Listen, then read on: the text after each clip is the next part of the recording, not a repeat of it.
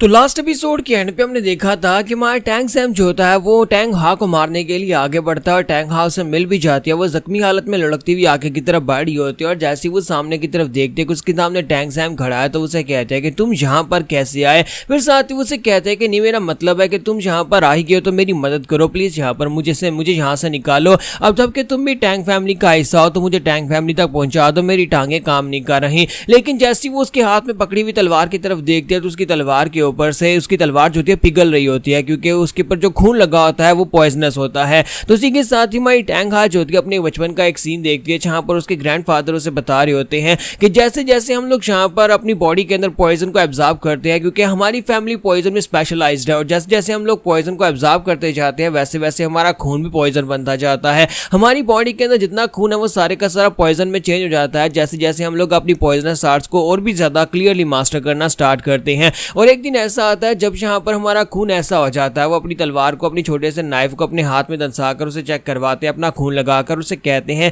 कि हमारा खून इतना पॉइजनस होगा कि वो किसी भी तलवार को रॉट करना शुरू कर देगा, वो तलवार पिघलना शुरू हो जाएगी। क्या तुम देख रही हो? बिल्कुल ऐसे ही यहाँ पर जब तुम भी ट्रेनिंग करती रहोगी तुम्हारा खून भी ऐसा ही हो जाएगा और तुम भी एक दिन इतनी ज्यादा स्ट्रॉन्गर हो जाओगी कि तुम सिर्फ अपने खून के साथ ही किसी चीज को मेल्ट कर सकती हो। इसलिए अब तुम्हें यहाँ पर और भी ज्यादा स्ट्रॉन्गर बनना होगा और तुम अपने ग्रैंडफादर से भी एक दिन आगे निकल सकती हो। मैं तुम्हें खुद पर्सनली ट्रेन करूंगा टैंक। हाँ, तुम्हें पता है मैं तुमसे कितना प्यार करता हूँ मेरी प्यारी पोती। तो इसी के साथ ही सीन प्रेजेंट में आता है जब टैंक हाउस के हाथ में इस तलवार को देखती है तो वो उसे कहती है कि कमीने कहीं के तुमने क्या किया, क्या तुमने मेरे ग्रैंडफादर को मार डाला है। तुम्हारा टैंक सैम जो था आगे बढ़ता है और वो वहां पर रोना शुरू कर देती है और कहती है कि ग्रैंडफादर ने तुम्हें अपना डिसाइपल बनाया, उन्होंने तुम्हें अपना नाम दिया, अपनी फैमिली का नाम दिया और तुम यहाँ पर उनके साथ ऐसा कैसे कर सकते हो, गद्दार कहीं के। मैं तुम्हें नहीं छोड़ूंगी। हालांकि उसकी टांगे काम नहीं कर रही लेकिन इसके बावजूद वो उसके ऊपर आके लपकती है अटैक करने के लिए, लेकिन वो वहीं पर ग्राउंड के ऊपर गिर जाती है, चला चला कर उसे कह रही होती है कि मैं तुम्हें मार डालूंगी, मैं तुम्हें मार डालूंगी।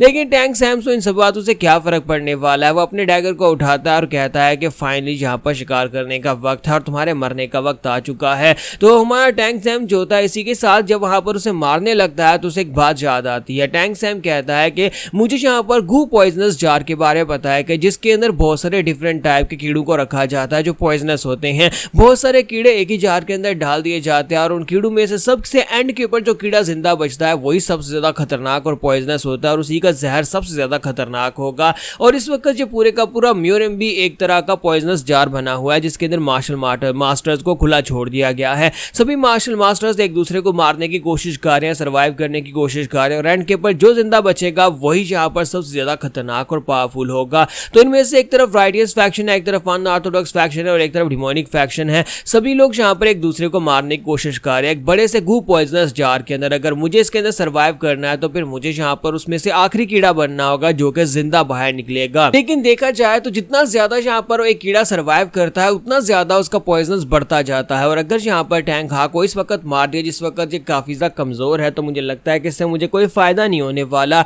और मेरी जो सिस्टम के अंदर रिक्वायरमेंट्स है लेवल अप करने के लिए वो भी पूरी नहीं होंगी। इस लड़की को मारने का मुझे कोई फायदा नहीं है तो फिर मैं इस लड़की को क्यों मारूंगा। तो मुझे लगता है कि फिलहाल के लिए इसे छोड़ देना चाहिए। तुम्हारा टैंक सैम जो होता है उसे कहता है कि तुम्हें फिलहाल के लिए मारने का मुझे फायदा नहीं है और ना ही मेरे सिस्टम की क्वेस्ट की कंडीशंस भी पूरे होने वाली हैं, तो फिलहाल के लिए मैं तुम्हें जिंदा छोड़ देता हूं क्योंकि तुम अभी बहुत ज्यादा कमजोर हो। तो टैंक हाउस से कहती है ये क्या बकवास किए जा रहे हो, कौन सा सिस्टम और तुम मुझे कमजोर क्यों कह रहे हो कमीने कहीं के। तो हमारा टैंक सैम जो होता है अपने डैगर को वहीं पर उसके सामने ग्राउंड के अंदर दंसा देता और उसे कहता है कि मैं तुम्हें जिंदा इसलिए छोड़ रहा हूं कि कल को तुम मुझे ढूंढो और अपने ग्रैंडफादर की मौत का बदला लो। मैं टैंग वू को मैंने मारा है और तुम यहाँ पर उसकी मौत का बदला लेना चाहती हो, इसलिए टैंग हाँ जब तुम यहाँ पर ठीक हो जाओ तो मुझे ढूंढते हुए आ जाना, चाहे अपनी टैंग फैमिली के लोगों को लेकर आ जाना और आकर मुझसे बदला लेना, मैं तुम्हारा इंतजार करूंगा। और इसी के साथ ही हमारा टैंक सैम उठकर चल पड़ता है जबकि टैंक हाँ जोर जोर से चिल्ला रही होती है और कहती है कि मैं तुम्हें नहीं छोड़ूंगी, मैं तुम्हें श्राप देती हूँ, एक दिन जब मेरी टांगे ठीक हो जाएंगी मैं तुम्हें ढूंढते हुए जरूर आऊंगी, मैं कसम खाती हूँ कि मैं तुम्हें ढूंढकर मार डालूंगी। टैंक सैम उसे कहता है कि हाँ मैं तो यही चाहता हूँ कि तुम मुझे ढूंढने के लिए आओ और मुझे मार डालो। और इसी के साथ ही हमारा टैंक सैम जो होता है वहां पर से चल पड़ता है और कहता है अब जबकि यहाँ पर ये एक बड़े से गू जार की तरह है, जैसा कि मैंने कहा कि ये बड़ी सी ये जो म्यूरियम है ये गू जार की तरह है, तो फिर ठीक है मैं भी यहाँ पर इस गू जार के अंदर आगे बढ़ूंगा और ऐसी जगह के ऊपर जाऊंगा जहाँ पर ये पॉइजनस कीड़े बहुत ज्यादा हूँ। मैं ऐसी जगह के ऊपर जाने वाला हूँ जहाँ पर फाइट्स और भी ज्यादा हूँ, जहाँ पर बैटल ज्यादा हूँ, जहाँ पर एक्सपीरियंस पॉइंट ज्यादा मिले, जहाँ पर ज्यादा एचपी बूस्ट मिले। लेकिन अगर मुझे ऐसी दुनिया का हिस्सा बनना है जहां पर हर जगह के ऊपर पॉइजनस कीड़े हैं, यानी बहुत सारे स्ट्रॉन्गर मार्शल मास्टर्स हैं, तो फिर मुझे भी अपने आप को बेहतर बनाना होगा, मुझे अपने आप को स्ट्रॉन्गर बनाना होगा। अभी जिस लेवल के ऊपर मैं हूं, मैं तो यहाँ पर टैंग वू जैसे मार्शल मास्टर्स का मुकाबला भी नहीं कर सकता, और आगे जाने के बाद मुझे टैंग वू जैसे मास्टर्स का ही मुकाबला करना पड़ेगा। और साथ ही उन तीनों कमीनों जैसा जो कि यहाँ पर डिमोनिक कल्ट की तरफ से आए थे,